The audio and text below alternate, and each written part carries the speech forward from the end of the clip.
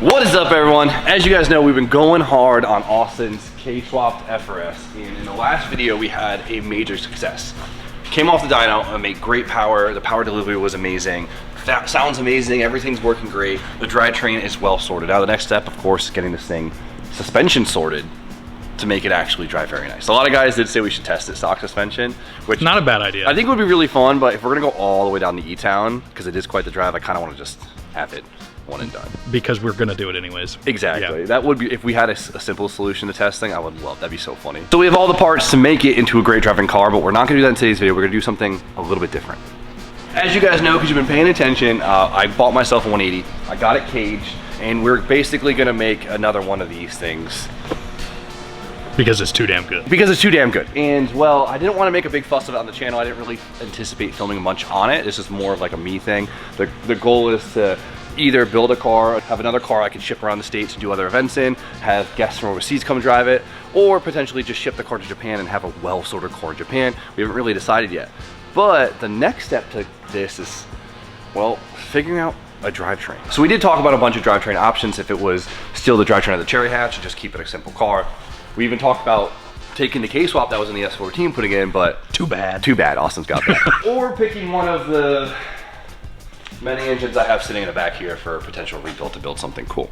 You know, I'm not trying to make this car like some internet build or YouTube content, something like that. It's just more something with a purpose. But I really want to film the engine build on the channel because we actually haven't got to do a full-on engine build from straight machine work to building. I think it'd be really, really cool. So I want to film this. And we don't have a lot of time today, so I decided today would be the perfect day to tear down one of the most mystery engines I've ever had.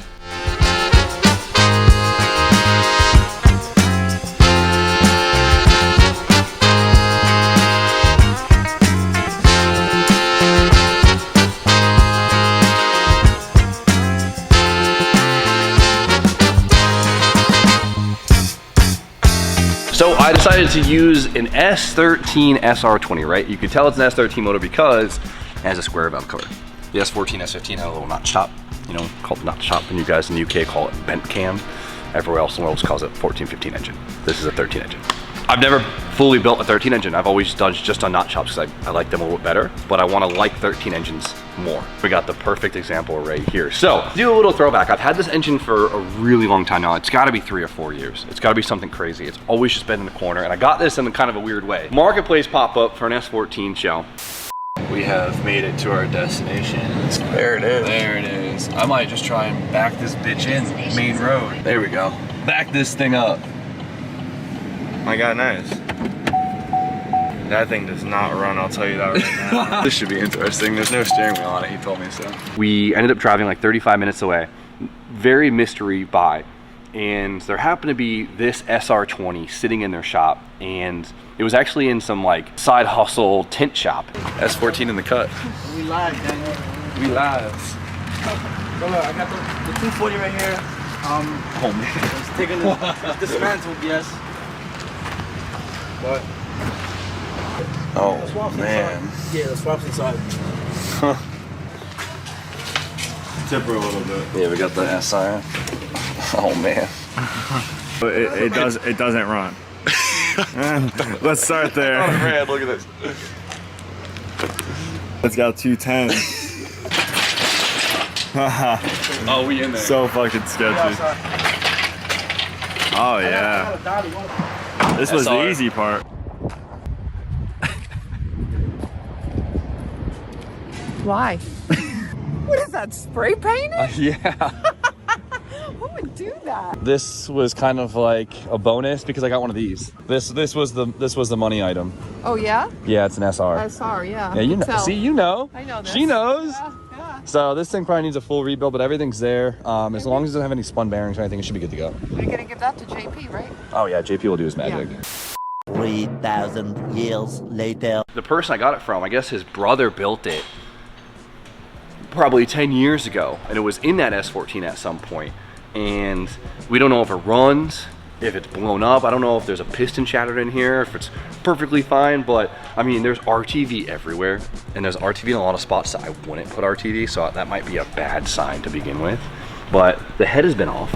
You could tell, because look, someone's got orange RTV in here.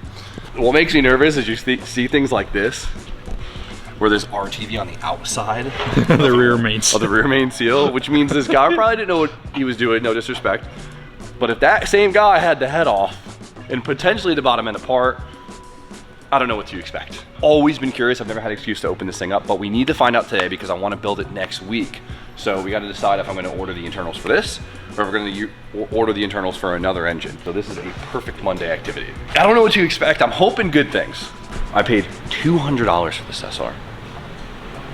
So it's either gonna be a really good come up or a complete waste of time.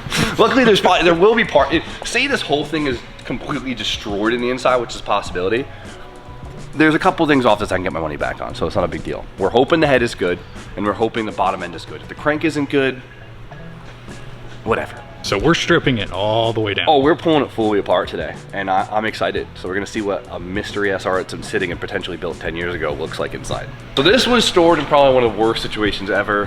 One, the manifolds are off. If you're gonna have an engine that sits around for a long time, and I know a lot of times when an engine sits around for a long time, you don't realize it's gonna sit around for a long time, leave the manifolds on because it'll really help keep things out of the intake or just, I don't know, weather, dirt, spiders. You never know. I got this mystery built S14 engine before a long time ago when things were still cheap. It was sitting with the intake manifolds off for so long that there was actually a bunch of stuff built up inside of it. There was a bee nest in it. There looked like there was like a spider's nest in it. It was wild. So I just assumed the engine was bad, and so I sold it super cheap. I bought it super cheap. My buddy took it apart and it was a perfectly good engine. Pistons, rods, everything, which is wild, but you just never know. So these have just been mocked up for my sanity. But when we got it, there was nothing on it. Put gloves on. So the top of the valves are rusty, which we, oh God, anticipated since there was water in it. Look at how bad this runner is. Obviously that's shit from water sitting in there, so even if this engine was perfect, I wouldn't feel safe running it literally just because the valves are so rusty, which could have easily been fixed if you just shove some rag in there or you leave the intake on. The exhaust, I'll be getting a little bit luckier because it's so covered in carbon most of its life, but still, even these are Weathered.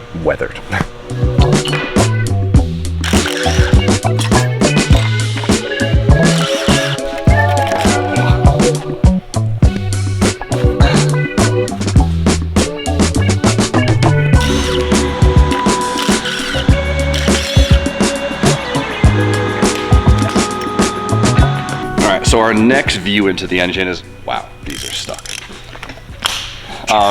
View into the engine is gonna be through the spark plug holes, right? I swear to God, if you're gonna store your engine, if you don't have spark plugs in that thing, I'm gonna come to your house.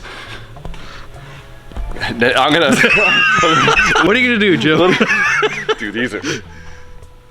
All right, spark plugs, manifolds, on. Keep it sealed, okay? Like, I know a lot of time you're just like, oh, like it's always, nope. Most people whose engines from their project car are sitting, no one anticipates their engine sitting that long. No one does. But it's going to. But it's going to, so either put all the shit back on or stuff some rags in there or something. Oh my God. Oh, that does not feel good. Oh, that is not good. This one just feels like it's cross-threaded. This one's gonna sound so bad.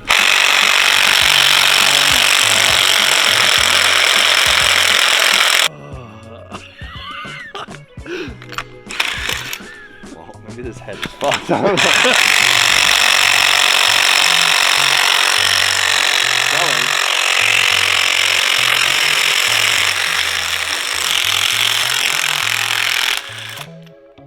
I don't even think the battery's dead. I think it's just that stuck.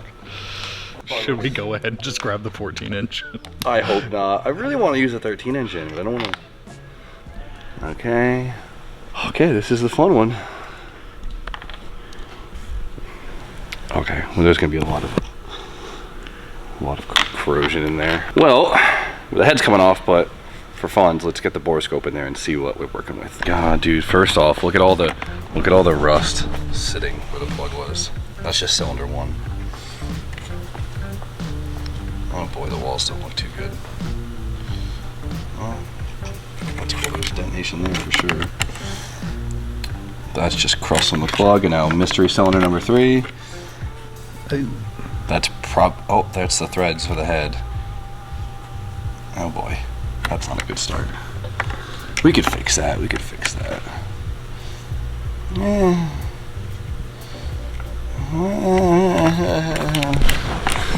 This guy's frosted a spark plug. Okay, let's get the head off and see what we're actually working with. So I've never had the valve cover off this engine. Now, how's it gonna look?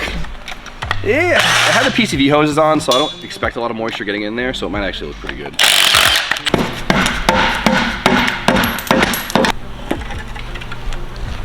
Aha, what do we got there, Austin? Anything good?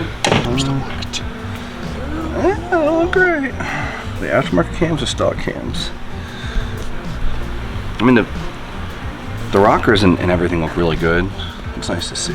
Oh, I mean, it doesn't actually look that bad under here. Like, you could tell the head was off and clean, because even the cam gears, if you come over here, like, usually the cam gears will be at least like kind of orangey from just having oil on them whole life, so it looks like these cam gears don't have a lot of miles on them, which is actually kind of crazy to think. But what is wild is, look at, there's a loose cam cap bolt right here. That's interesting. So that was loose. So hopefully it wasn't ran long like that, or oh, that one's loose too. Look at that. Oh, don't tell me that's cross-threaded. Please don't tell me that's cross-threaded. Look at it, it's tight with it. Oh man, I hope the head's not. That would suck. That was quite loose. You never know the life they lived. Like, was it half taken apart and half put back together just to have it be assembled, or was it running like that, or what? Like, it's scary. If only she could talk. I'm glad she can't, honestly. Like, yeah, these things look like they were never ran. Some are loose, some are tight. Those were completely loose. That was completely loose. Remember how this one was loose? I could tell why. Ready? Look at that bolt broke. Oh. Yeah, it's broken in the head, pretty deep. Ow, bro. And on top of that, look at, there's supposed to be a bolt that goes through the head to hold down the front of the head gasket so it doesn't leak oil. That's missing. Like, was it half taken apart and then just like kind of screwed back together, or was it ran like this? You know? That sucks.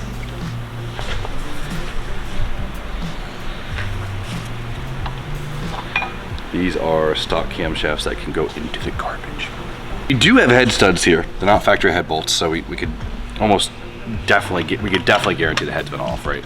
Is that a good thing or a bad thing? We're gonna find out. Honestly, it's a bad thing so far, because that means you touched the damn head. I hope none of them are stripped. Loosen them in OEM order. Oh God. Oh, this one's tight. Oh no. What did you, I don't think this guy owned a torque wrench. I really don't think so. Moment of truth. It's already been really not been good.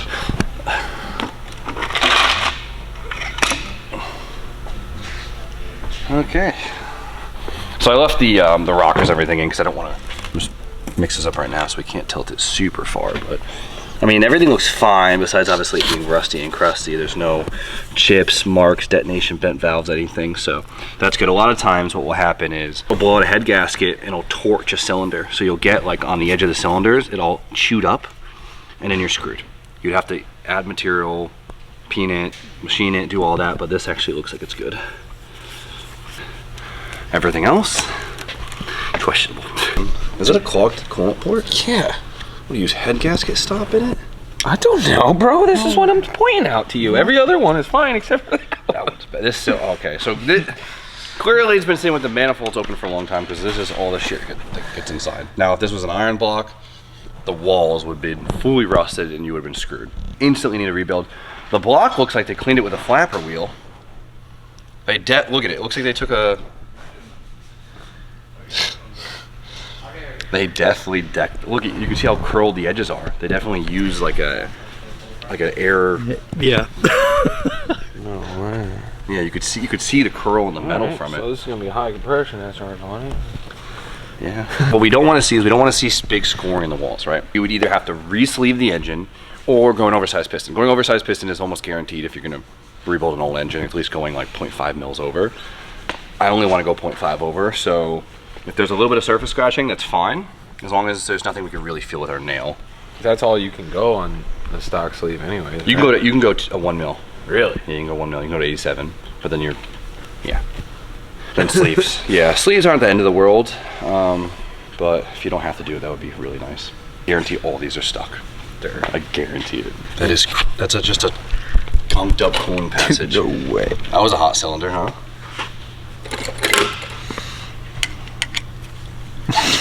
Crazy. Stuff you get out of a pixie stick. The what? Oh, it broke through. That's crazy. Why that one? Oh, damn it.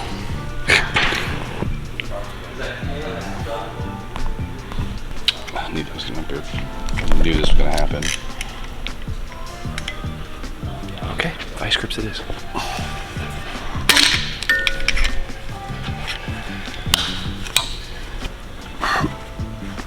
Oh yeah. Oh, dude, JP's gonna punch me if I bring him this engine.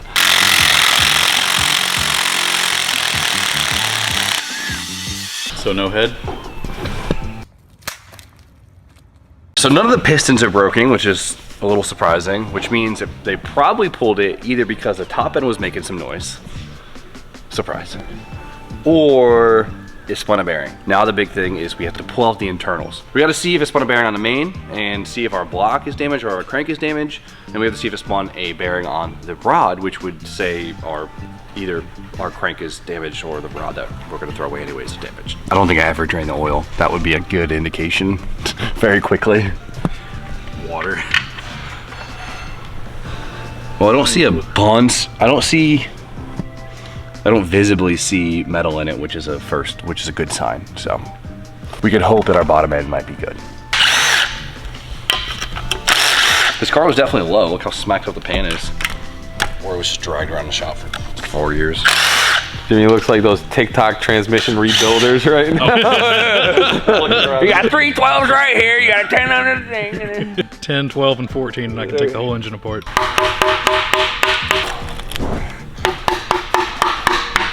Oh, there we go.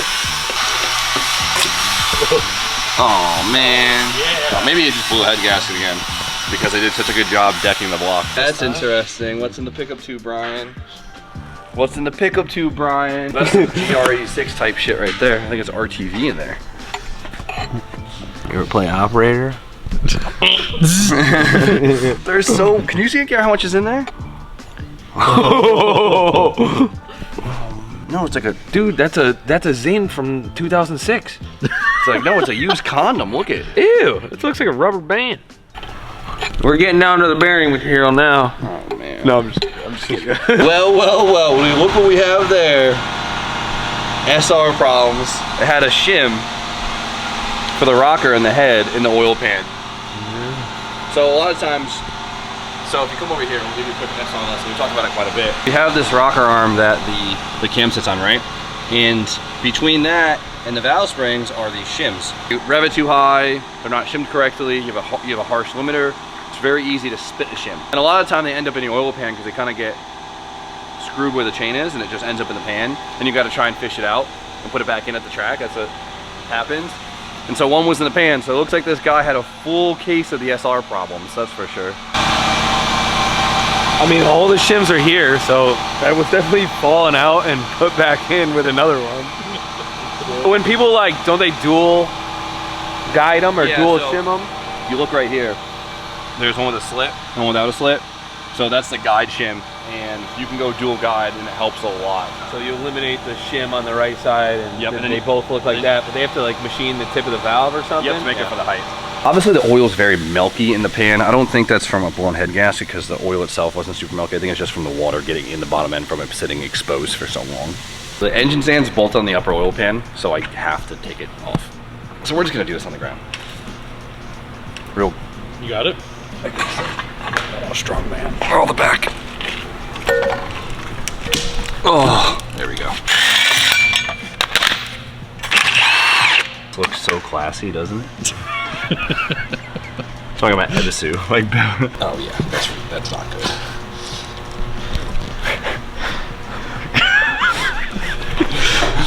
good. This is where all the RTV and the pickup tube came from. Oh my god. You didn't even need the bolts. No, you don't.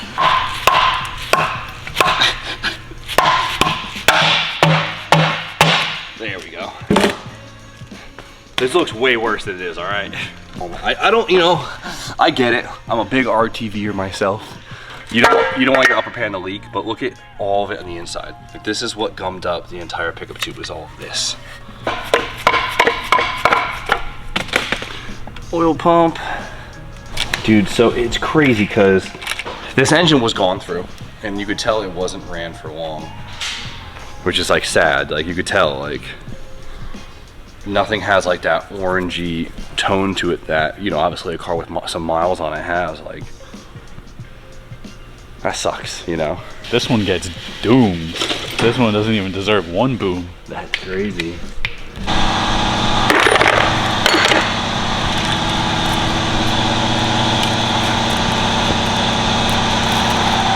Time to check the bottom end and see what we're working with. Remember, what we're looking for is hopefully no spun bearings, because spun bearings means damaged parts, which means we gotta spend more money, which I don't want to do. What do you think? I couldn't tell you. The top end was so bad. What I'm hopeful for is it was stopped running because of the top end noise or something crazy. Yeah. But the pickup was very starved, so if it had bad oiling, having a spun bearing is very, very possible. Also, fun little mystery thing that you get on SRs is a kangaroo on the girdle. Do you see it? You see it?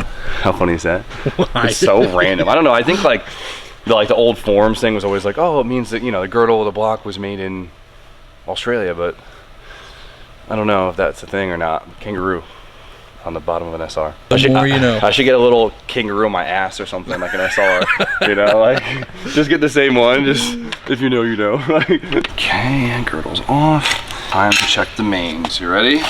Main number 1. Oh, that's a great sign.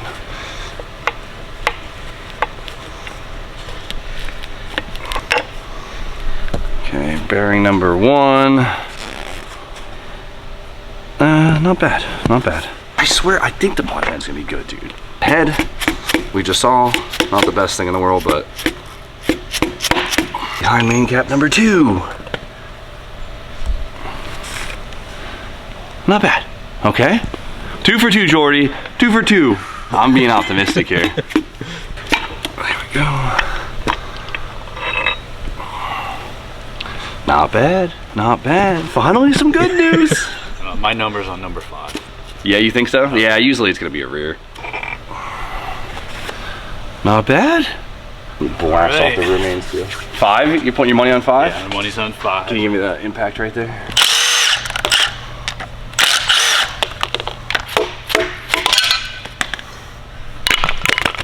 Oh my god, this RTV still coming out.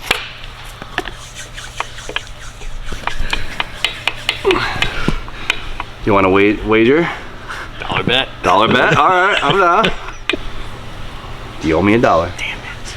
Yeah. What's your cash at? So the mains look good, which is good, right? The crank, look at the crank. Crank looks beautiful all around. That's great. It's huge. Like, it looks like it hasn't even been fucking ran. Yeah, dude, it looks like it has no miles on the thing. That's good. The mains are good, which means in terms of the block being good, as long as the cylinder walls aren't more scored than I think they are, the block should be good to go, which is huge. Now the next thing is going to be the rod bearings. So the bearings that, of course, the rods rotate on. So if one of these spun, they could damage the crank heavily. The good thing I see is when you have a really bad spin, it produces a lot of heat, right? So usually you'll see discoloration in the caps when you have a spin. It's a very clear sign. I don't see any discoloration in the metal itself, so that could tell us that there's probably not a crazy bad spin. Let's drop the rods and make sure these are good to go.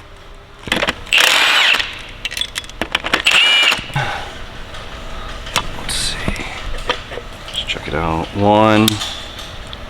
Not bad. It's good. Okay, 1 for 1. How's the crank look? More importantly, how does the crank look? Crank's good.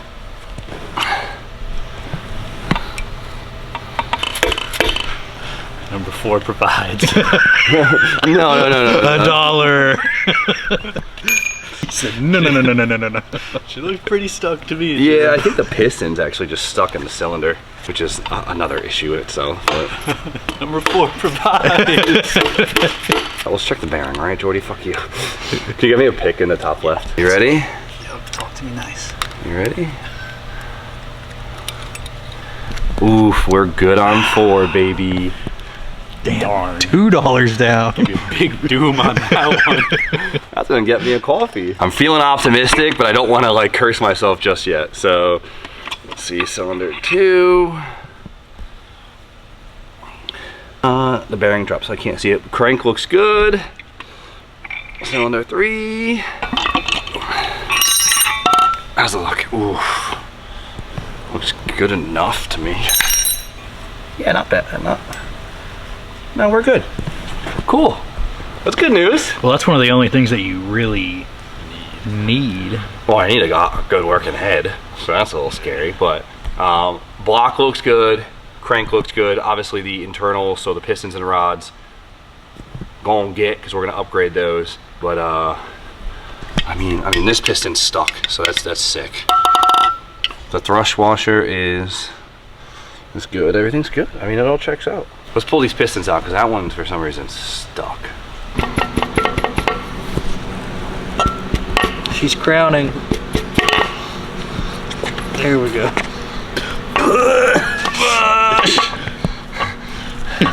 It's a boy! This thing's probably been sitting without ever rotating for years. So the rings can definitely have these pistons stuck in here. If this thing was an iron block, they would be welded into this thing. Yeah, dude, look how stuck these rings are. See how flush they are right now? I'm just sitting in there for years.